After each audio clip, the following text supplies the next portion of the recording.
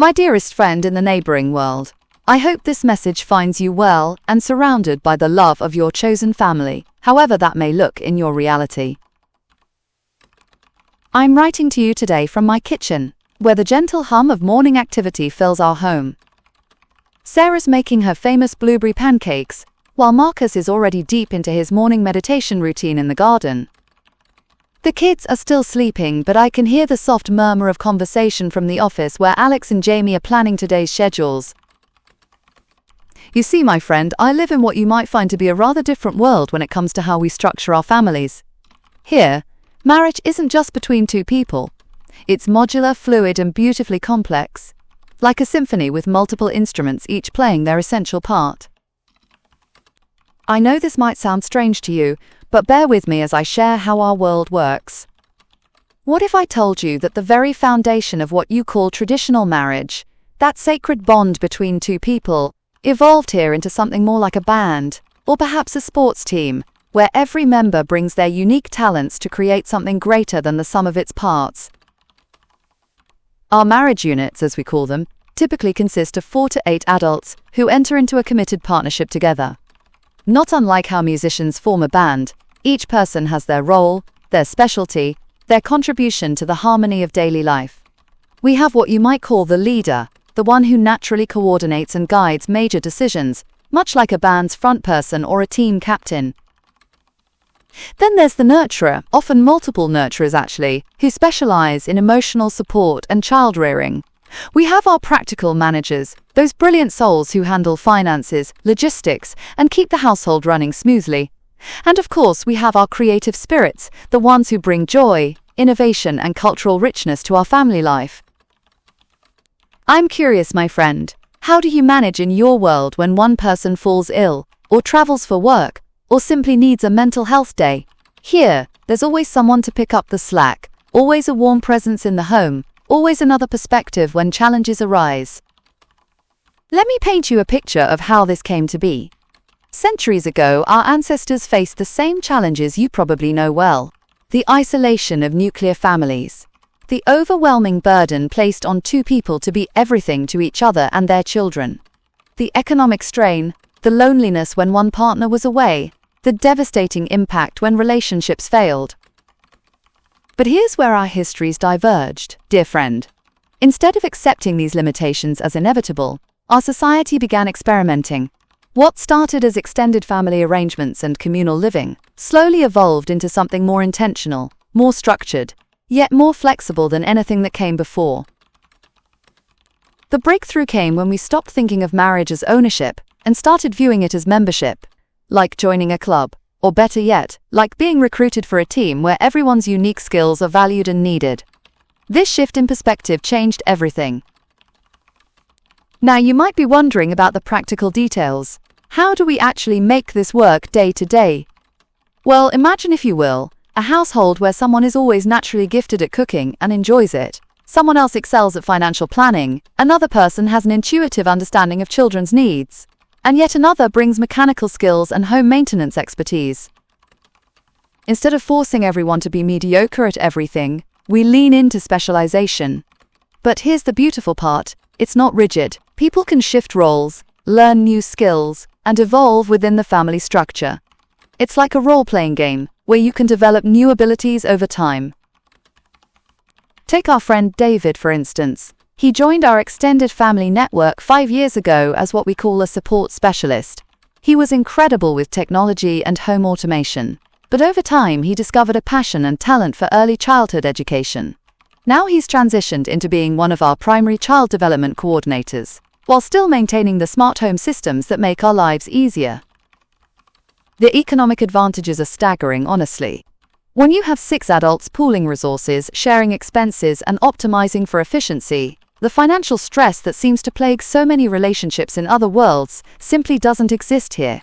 We own our home outright, we have robust savings, and we can afford enriching experiences for the children that would be impossible for traditional couples.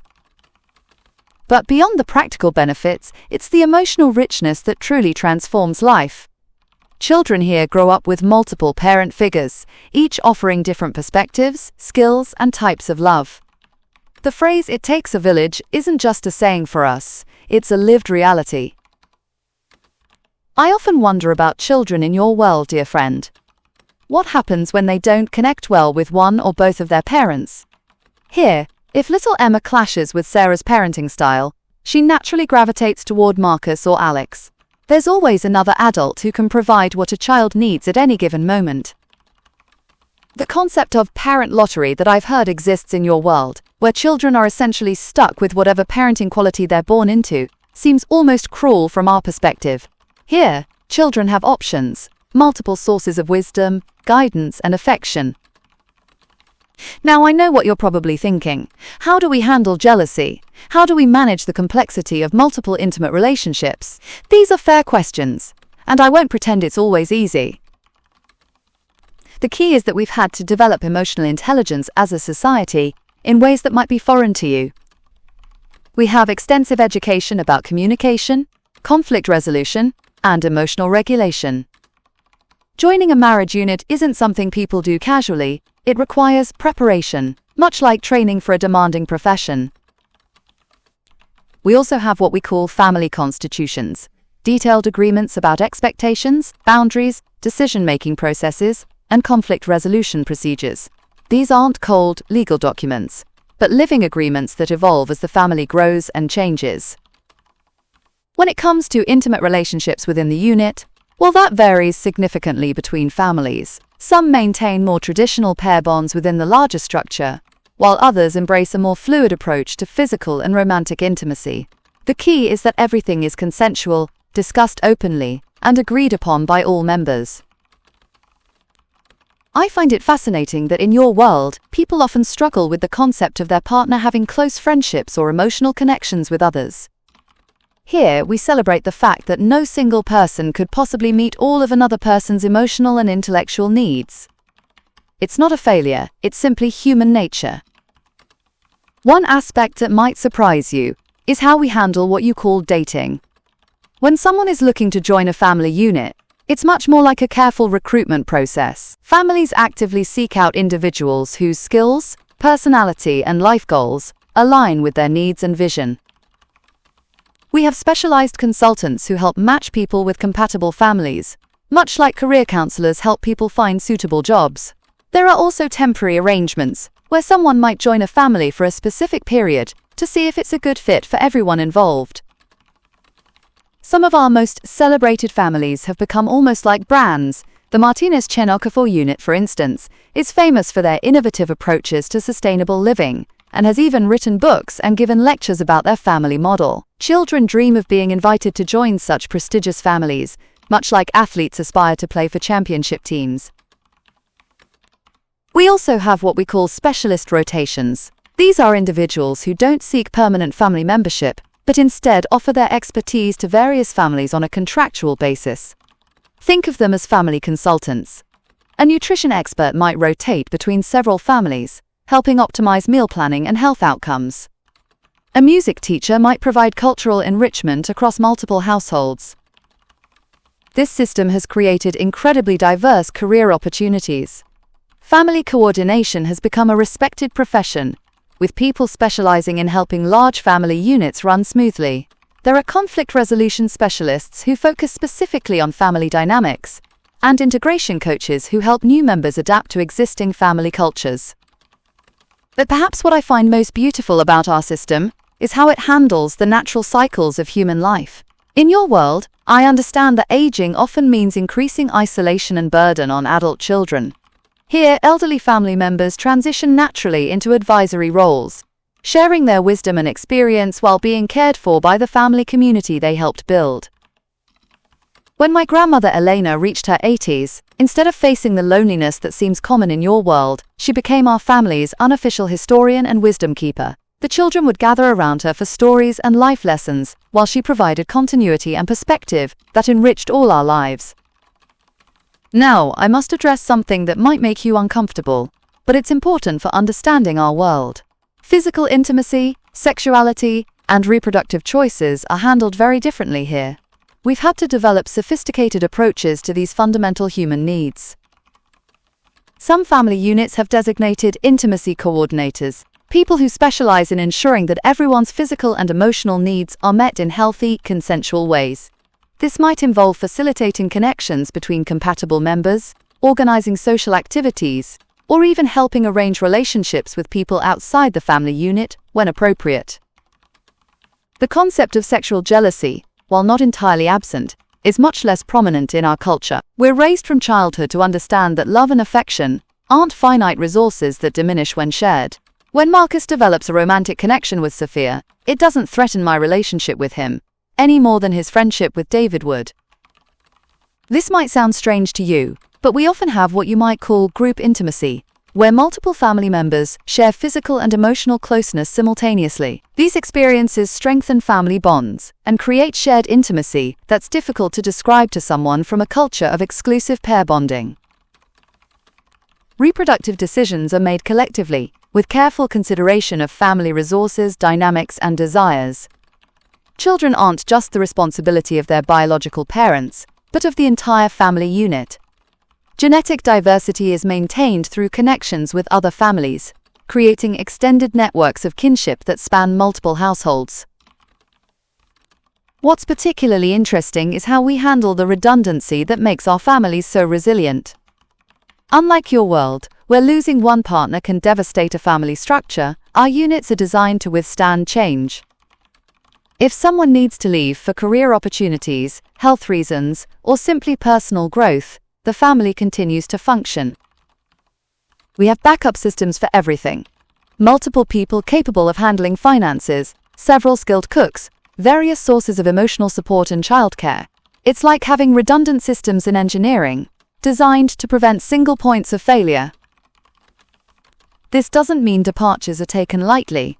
When someone leaves, there's always an adjustment period, and sometimes recruitment drives to fill specific gaps. But the fundamental stability of the family remains intact.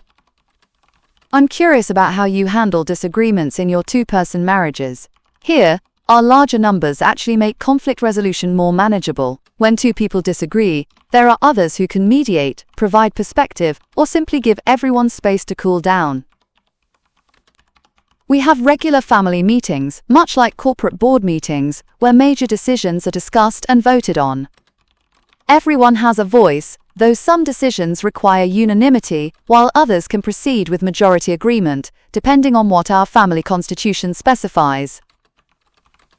The hierarchy question is one that many outsiders ask about. How do we prevent power imbalances and ensure everyone's voice is heard? It's something we take very seriously. Leadership roles often rotate, and we have built-in systems to prevent any one person from accumulating too much control. We also have external accountability. Family units are registered with community oversight boards, and we're required to undergo periodic wellness assessments to ensure that all members are thriving and that no one is being exploited or marginalized. Same-gender family units are very common and face no social stigma whatsoever. Some of the most successful families in our society are all-male or all-female units. They often specialize in particular areas. All-female families often excel in collaborative arts and social services, while all-male units frequently focus on technology, construction, or athletics. These single-gender families often partner with opposite-gender units for reproductive purposes when desired, creating extended family networks that can span multiple households and even multiple cities. The emotional connections within families are incredibly complex and beautiful. Unlike your world's emphasis on finding the one, we understand that human beings are capable of multiple deep, meaningful relationships. The idea that love is diminished by being shared seems as foreign to us as our system probably seems to you. Individual freedom is carefully balanced with collective responsibility. Everyone has the right to pursue personal interests, maintain outside friendships, and even take sabbaticals from family life. But these freedoms come with the understanding that our choices affect others, and we take that responsibility seriously. When families do dissolve, it's more like a band breaking up than a divorce in your sense. The process is usually gradual, with members finding new families or forming new units with each other. Children typically remain with the family members they're closest to, often maintaining relationships with departing adults. Complete family dissolution is relatively rare because our units are designed to be adaptive. More commonly, we see partial reorganization, where some members leave and new ones join, or families split into smaller units that maintain friendly relationships. This brings up an interesting philosophical question that we debate in our world. If a family unit gradually replaces all its original members over time, is it still the same family? Like the ship of Theseus, at what point does continuity break? We've generally concluded that families are defined more by their values, traditions, and cultural continuity than by specific individuals. The Martinez-Chernocafor family I mentioned earlier has had 17 different members over its 30-year history, but it maintains the same core mission and identity. Your individual accomplishments in your world seem to be very personal affairs. Here, family membership becomes part of one's identity and resume. Being selected for a prestigious family unit is an honor that reflects on your character and abilities. It's not unlike how university affiliations or professional associations might function in your world. This extends to how we raise children. Education isn't just about individual achievement, but about preparing young people to be valuable family members. Children learn not just academic subjects, but emotional intelligence, conflict resolution, collaborative decision-making, and specialized skills that will make them attractive to future families. Our young people often spend time in multiple family units during their adolescence, like internships, learning different approaches to family life, and discovering where their talents and personalities might best fit. The infrastructure of our society has evolved to support our family structures. Housing developments are designed for larger family units, with multiple master bedrooms, extensive common areas, and flexible spaces that can be reconfigured as family composition changes. Our tax system recognizes family units as collective entities, similar to how corporations might be treated in your world. We have family insurance policies that cover all members, and our legal system has complex frameworks for handling collective property ownership and decision-making authority. Banks offer family unit loans and financial products designed for our complex economic relationships. Estate planning involves intricate agreements about how assets transfer when members leave or pass away. The legal framework treats families almost like small corporations or partnerships, with detailed contracts governing member rights and responsibilities. These family charters are legally binding documents that can be enforced through our court system. Trust and accountability operate on multiple levels. We have intimate personal trust between individuals, collective trust in family decision-making processes, and institutional trust in the legal and social frameworks that support our system. Betrayal of family trust is taken very seriously in our society. Someone who manipulates or exploits their family position might find themselves permanently excluded from future family opportunities, creating strong incentives for ethical behavior. Our entertainment and cultural expressions are so different from what I imagine yours must be. Romance stories here aren't about finding your one true love, but about finding your true family, your people, the group where you belong and can contribute meaningfully. We have epic family sagas that span generations, following the evolution and adventures of family units over time. Our most popular entertainment involves complex relationship dynamics, family political intrigue, and the personal growth that comes from navigating collective life. The concept of happily ever after for us isn't about a wedding and nuclear family, but about finding sustainable, fulfilling community that can adapt and grow throughout life's changes.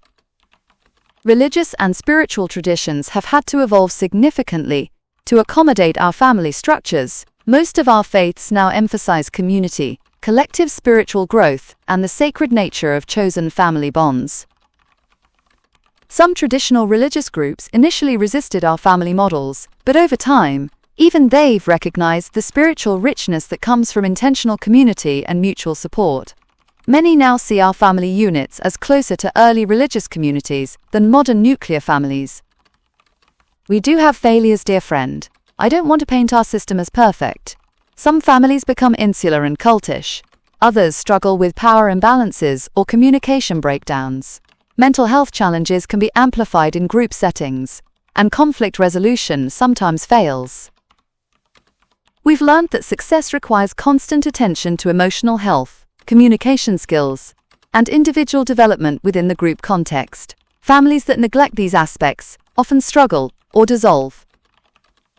Some individuals simply aren't suited for collective living, no matter how much support and training they receive. We've had to develop alternative social structures for people who need more privacy and independence, though they remain a minority in our society. The complexity can be overwhelming. Decision-making is slower when multiple people must be consulted. Privacy is limited. Individual spontaneity is constrained by collective needs. These are real trade-offs that not everyone is willing to make. Beyond individual families, we have networks of families that collaborate and support each other. These superfamily structures might include dozens of family units working together on major projects, or sharing resources across larger communities.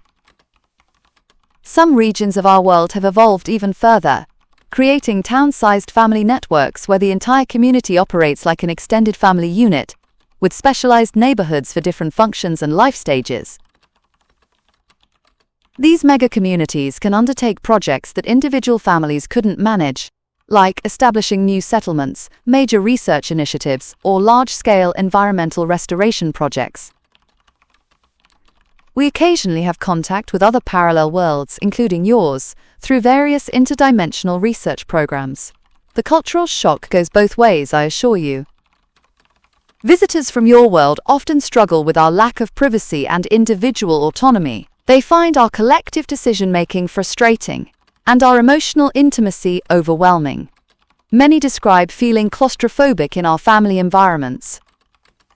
Conversely, when our people visit your world, they're often horrified by the isolation and emotional deprivation they observe. The idea that people regularly live alone, that elderly individuals die in solitude, that children grow up with only 2 adult role models, seems almost barbaric from our perspective. The economic inefficiency of your world baffles us.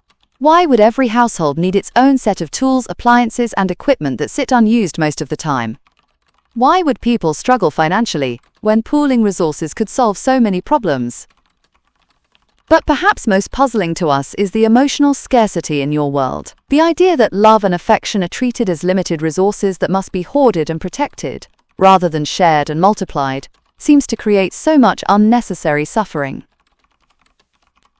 We see people in your world desperately searching for their soulmate, the one person who will complete them and meet all their needs. This places an impossible burden on romantic relationships, and often leads to disappointment and broken families. From our perspective, the question isn't whether you can find someone perfect for you, but whether you can find a group of people whose imperfections complement each other in beautiful ways. Your divorce rates and family instability make perfect sense to us when we consider the structural vulnerabilities of two-person partnerships. You're essentially running families with no backup systems, no redundancy, no support networks built into the foundation.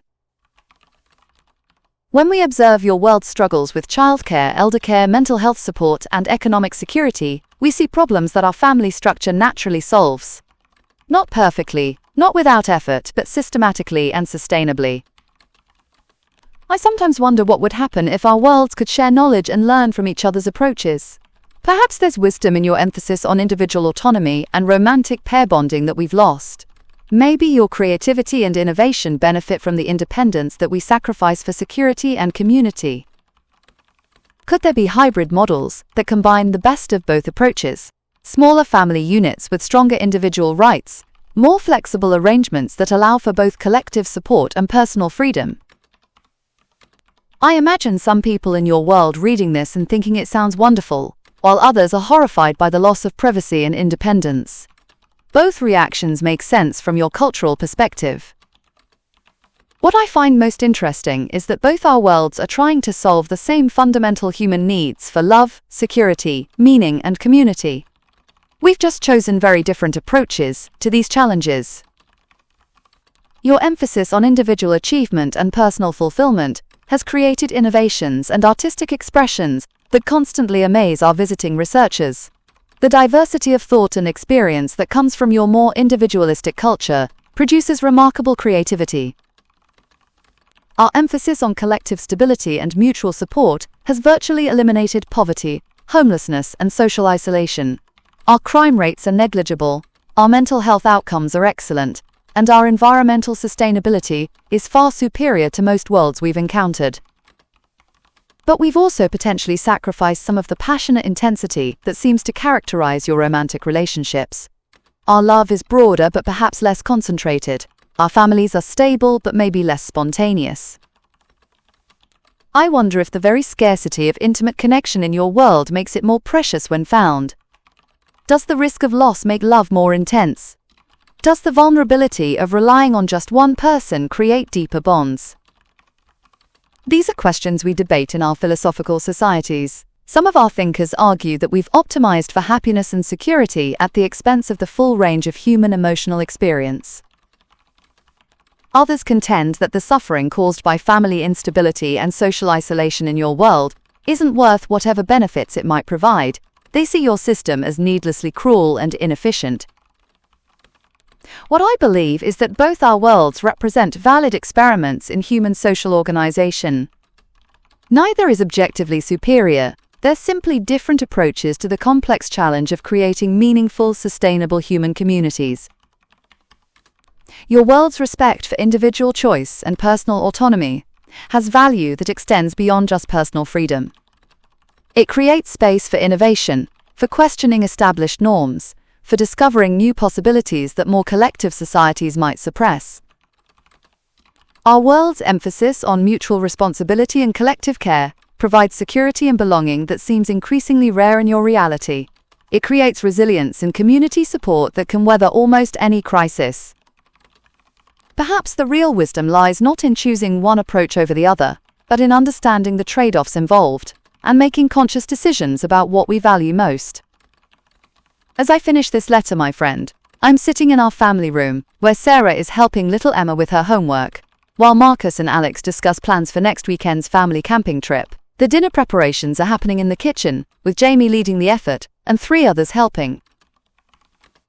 This scene of comfortable, collaborative daily life is so natural to me that I sometimes forget how extraordinary it might seem to someone from your world. The gentle hum of multiple conversations, the shared responsibility for all the tasks that make life work, the sense that everyone belongs and everyone contributes. But I also recognize that this scene might feel overwhelming or confining to you. The lack of quiet privacy, the need to negotiate every decision with multiple people, the complexity of managing so many relationships simultaneously. I'm genuinely curious about your life, dear friend. What does it feel like to come home to just one other person, or perhaps to an empty house? How do you handle the enormous pressure of being everything to your partner and children? What happens when you disagree with your spouse and there's no one else to help mediate? Do you ever feel lonely even when you're with your family? Do you worry about what would happen if your relationship ended? How do you manage all the different roles you have to play as an individual partner, parent, and household manager? These aren't judgmental questions. I'm genuinely trying to understand how your system works and what strengths it might have that ours lacks. I suspect that your challenges have developed resilience and self-reliance in ways that our more supported system might not encourage. You've probably learned to be more adaptable, more independent, more capable of handling crises on your own. Your intimate relationships might have an intensity and focus that our more distributed affections cannot match. The exclusivity of your bonds might create depths of connection that we've traded away for breadth of community. Your individual achievements are truly your own in ways that our collective accomplishments cannot be.